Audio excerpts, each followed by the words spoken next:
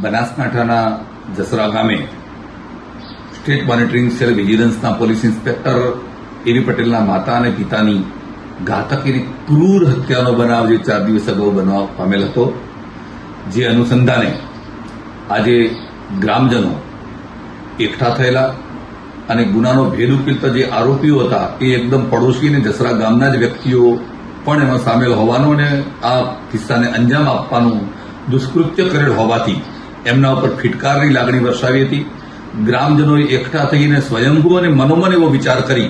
અને પોતાની વાતને ખુલ્લા મને રજૂ કરીને એવું કહ્યું કે જો આવા લોકો આપણા ગામમાંથી પાડોશમાં રહીને સાતીરતાપૂર્વક આવી હત્યાઓ કરે અને આવા લોકો જો આ રીતે એમનો પરિવાર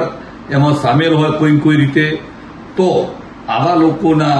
સંગથી કરીને પણ એ કહેવાય છે કે જેવી સંગ એવો રંગ લાગતો હોય છે, તો એવા પરિવારનો સંગ કરવાથી કરીને આપણા બાળકો ક્યાંક આવા ક્રૂર અને ઘાતકી ન બની જાય, આપણા બાળકોમાં પણ આવી વાત ક્યાં આવી ન જાય, એવા ડરથી, એવા વહેમથી અને એવા કારણસર લોકોએ સ્વયંભૂ મનોમન વિચાર કરી, મનોમંથન કરી અને ગ્રામજનોએ એક અવાજે નક્કી કર્યું કે આવા પરિવાર સાથે, એટલે આમ તો ગેસિયા પરિવારના 5-7 ઘરો છે, પરંતુ એ પૈકીનું જે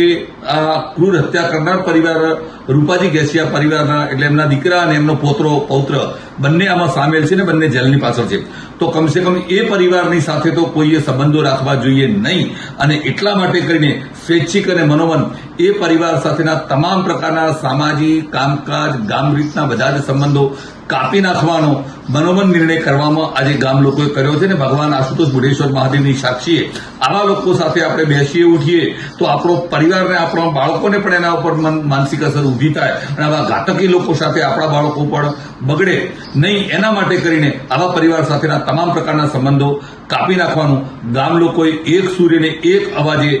નિર્ણય કર્યો છે. ગામમાં કોઈ પણ પ્રાંતનો વેપારી દ્રષ્ટિએ પણ એમની સાથે કોઈ સંપર્ક નહીં રાખવાનો પણ મનોમન સ્વેચ્છાએ લોકોએ નિર્ધાર કર્યો છે અને આ પ્રકારે આજે ગ્રામજનોએ નિર્ણય કર્યો છે. આજે પોલીસની કામગીરી સંબંધે પણ ગામ લોકોએ જે પ્રકારે ખૂબ ઝડપથી આરોપીઓને પકડી પાડવા બાબતનો વિષય આવ્યો, તો બનાસકાંઠા એસપી અને એમની આખી ટીમ, બનાસકાંઠામાં આગથળા પોલીસ અને એમની આખી ટીમ, એસએમસી અને બાકીની ટીમોએ બધાએ સહયોગ કરીને આરોપીઓને પકડી પાડવામાં જે સુંદર કામ કર્યું છે એના માટે એમને અભિનંદન આપવામાં આવ્યા. ક્યાંક એવો શૂર આવ્યો ને એવી વાત પણ અમારી પાસે આવી કે જે આ કાવતરું કરનાર લોકો હોય, જે આ ગુનાને અંજામ તો આપ્યો જ છે આ લોકો, જે 4 લોકોના અત્યારે નામ જાહેર થયા છે એ લોકોએ, પરંતુ આ ગુનામાં એડવાન્સમાં કાવતરું કરનાર, માનસિક રીતે એમને પ્રોત્સાહન આપનાર, એ લોકોની સાથે રહેનાર, એવા લોકો સાથે સંપર્ક રાખીને એમને ગુનાનો અંજામ આપે એના માટે પ્રોત્સાહિત કરનાર, એવા લોકો પાસેથી મુદ્દામાલ લેનાર, મુદ્દામાલની વસ્તુઓ રાખનાર, એમને પ્રોત્સાહન આપનાર, આ મુદ્દામાલને છુપાવનાર, પ્રત્યક્ષ કે પરોક્ષ રીતે જેને પણ સહયોગ આપ્યો છે એ પૈકીના લોકોને લોકોમાં એવી અફવા પેદા થઈ કે આવા લોકોને પોલીસ સાક્ષી બનાવવા માંગે છે. અમે કહ્યું કે જો પોલીસે આવા લોકોને પકડી પાડવા માટે ઝડપથી સારી કામગીરી કરી છે તો હવે બાકીની કોઈ કડી પોલીસ છૂટવા નહીં દે. તમે આશ્વસ્તાઓ, લોકો તો એમ કહેતા હતા કે આવો ડર ને આવું જો પોલીસ કરે, તંત્ર કરે તો આપણે ગાંધીનગર સુધી એની રજૂઆત કરવી જોઈએ અને આવા લોકોને નહીં છોડવા જોઈએ. પરંતુ અમે અને પીડિત પરિવાર એટલે કે વરદાજીના દીકરા પીઆઈ છે, એમણે પોતે પણ એ વાત કરી કે મને પોલીસ તંત્રને તપાસ એજન્સી પર વિશ્વાસ છે કે કોઈ કડી પોલીસ ક્યારે છૂટવા નહીં દે અને આવા લોકોને સાક્ષી નહીં બનાવે, આરોપી બનતા હશે એમને આરોપી જ બનાવશે એવો વિશ્વાસ છે. એટલે એ પણ વિશ્વાસ આપવામાં આવે છે. પણ લોકોને આવી શંકા અને કુશંકાઓ પેદા ક્યાંક થઈ કે આવા લોકો જે